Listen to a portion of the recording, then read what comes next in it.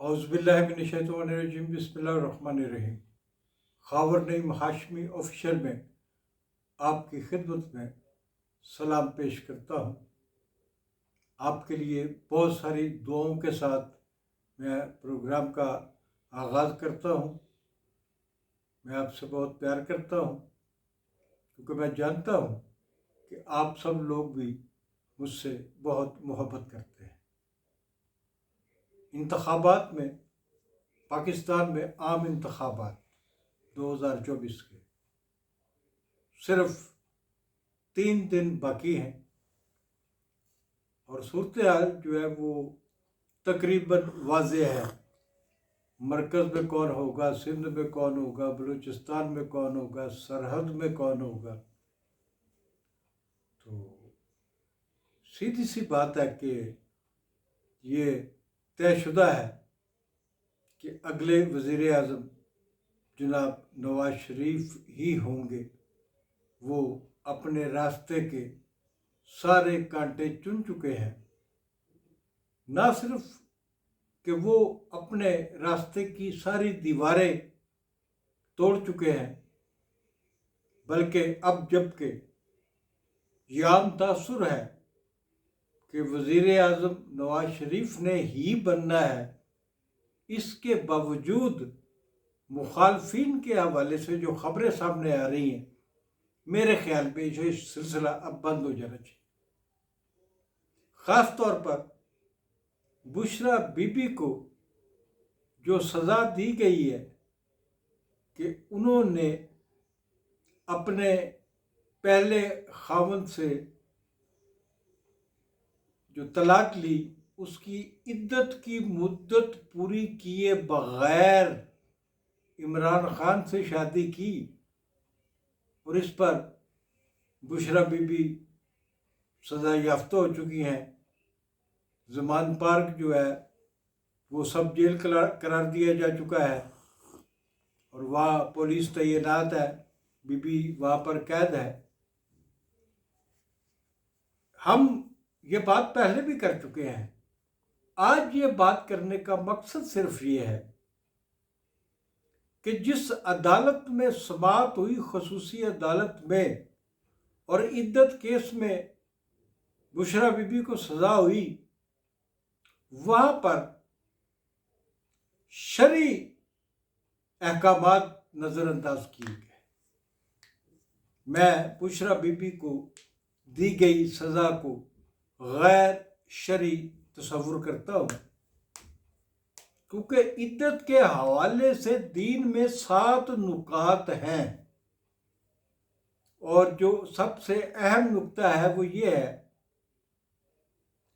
कि इद्दत की मुद्दत पूरी होने से पहले भी निकाह की एक नुक्ते में इजाज़त है, वो इस सूरत में कि निकाह करने वाली, तलाक लेने वाली जो इद्दत की मुद्दत ख़त्म होने से पहले दूसरी शादी कर रही है, अगर वो प्रेग्नेंट होने का उसका कोई इम्कान नहीं है, उसकी उम्र नहीं है, उसके अयाम जो है वो नहीं है,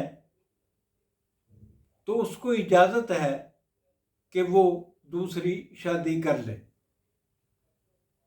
बुशरा बीबी की उम्र कितनी है? क्या बुशरा बीबी बच्चा पैदा कर सकती हैं?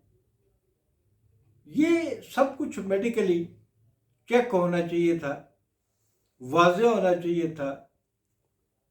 अहकामात इलाही और शरीयत को के अहकामात, जो शरई अहकामात है, उनको पूरा होना चाहिए था।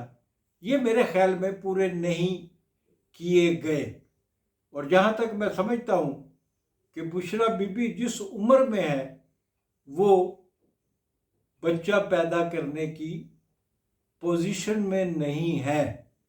अगर नहीं है तो फिर उनको ये सज़ा नहीं होनी चाहिए थी। सज़ा हो गई, मैंने आपको बता भी दिया अपना नुक्ता नज़र। लेकिन मैं मतवक्को जो वज़ीर आज़म है, अब मतवक्को भी नहीं, यकीनी वज़ीर आज़म जो हमारे आ रहे हैं जनाब نواز شریف صاحب،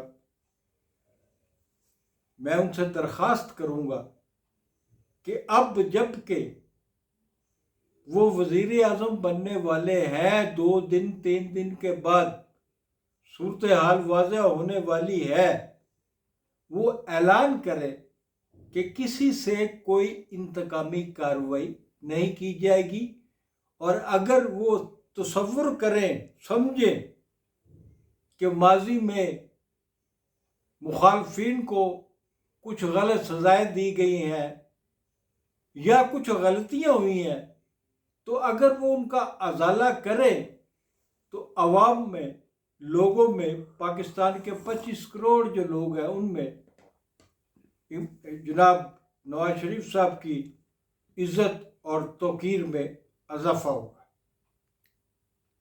وفاق میں تو میں نے آپ کو بتا دیا کہ نواز شریف صاحب جو ہے وہ تشریف لا رہے ہیں وزیر اعظم کی حیثیت سے،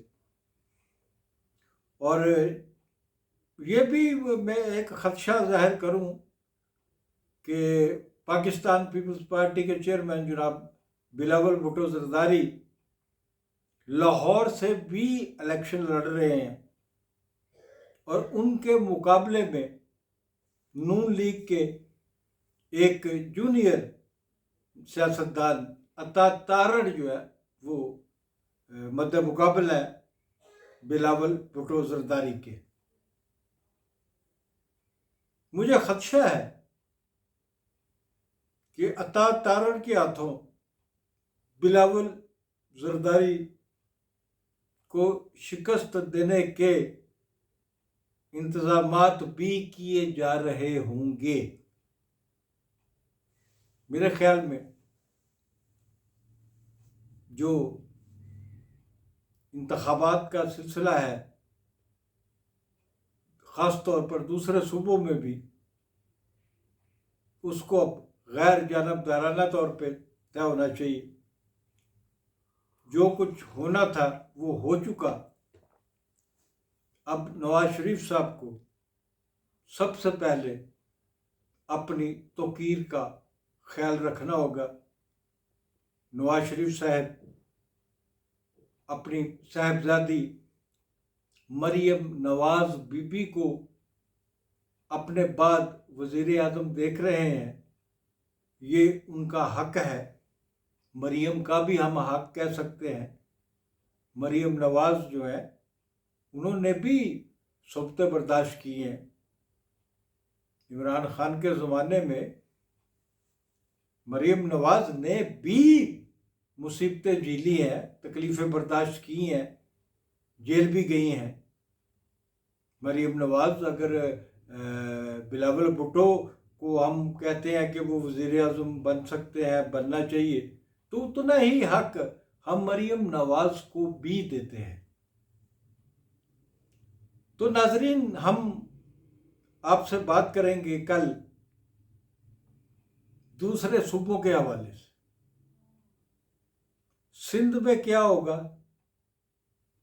سرحد میں کیا ہوگا، اور خاص طور پر ہم بلوچستان کا ذکر کریں گے۔ بلوچستان